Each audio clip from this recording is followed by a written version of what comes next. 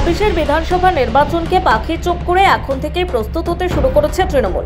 সূত্রের খবর ২৬ বা ২৭শে ফেব্রুয়ারি নেতাজি ইন্ডোরে সাংগঠনিক বৈঠক ডেকেছেন দলনেত্রী মমতা বন্দ্যোপাধ্যায়। প্রতি বছরই শুরুর দিকে এ ধরনের সাংগঠনিক সভা ডেকে দলের কর্তব্য, নীতি, কর্মসূচি নিয়ে বার্তা দেন তৃণমূল সুপ্রিমো। এবারের বৈঠকে ২৬-এর রণকৌশল নিয়ে আলোচনার সম্ভাবনা রয়েছে।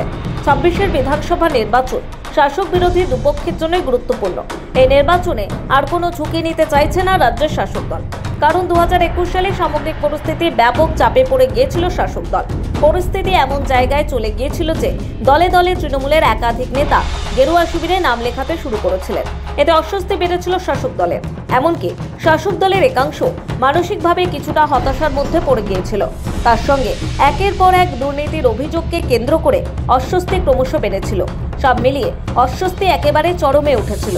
এদিকে ২৪-এর নির্বাচনে বাংলায় ঘাসফুল শিবিরে জয় জয়কার হলেও সেই ভোট মিটে যাওয়ার ২ থেকে আড়াই মাসের মধ্যে আরজিকর কাণ্ডের জেরে বেশ খানিকটা ব্যাকফুটে চলে যায় তৃণমূল। তবে দিন যত এগিয়েছে ততই ড্যামেজ কন্ট্রোল করে ফেলেছে তৃণমূল। যে জুনিয়র ডাক্তাররা সেই সময় আন্দোলনে নেমেছিলেন তাদের অনেকেই এখন শাস্তির মুখে।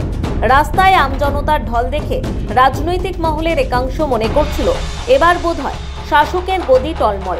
কিন্তু তৃণমূল প্রথম থেকে দাবি করে এসেছে আন্দোলনের নেপথ্যে রয়েছে বাম বিজেপির চক্রান্ত। এমন আবহে ছিল ৬ কেন্দ্রের উপনির্বাচন। কেউ কেউ বলছিলেন ২৬-এর ভোটের আগে এটা সেমিফাইনাল। কারো কারো দাবি ছিল এটা তৃণমূলের অ্যাসিড টেস্ট। ভোট হয় মাদারিহাট, সিতাই, তালডাংরা, মেদিনীপুর, নৈহাটি, হাড়োয়া কেন্দ্রে। সব কেন্দ্রেই জয়ী হয় তৃণমূল প্রার্থী। ভোটের ব্যবধান কোথাও ৫০,০০০-এর বেশি, তো কোথাও আবার তা লাখ পেরিয়ে যায়, যা দেখে চওড়া হাসি আসে ঘাসফুল শিবিরে। এদিকে বিগত দিনে দুর্নীতির অভিযোগে যে নেতারা জেলবন্দী ছিলেন তাদের অনেকেই এখন জামিনে মুক্ত।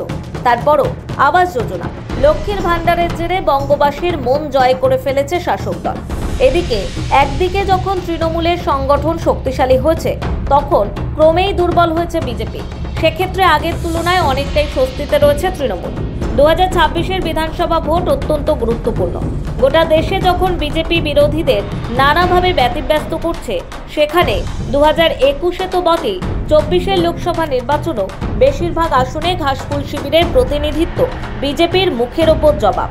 আর তা সম্ভব হয়েছে এক মমতা বন্দ্যোপাধ্যায়ের নিরন্তর সংগ্রাম আর দলকে লাগাতার উৎসাহ যোগানো।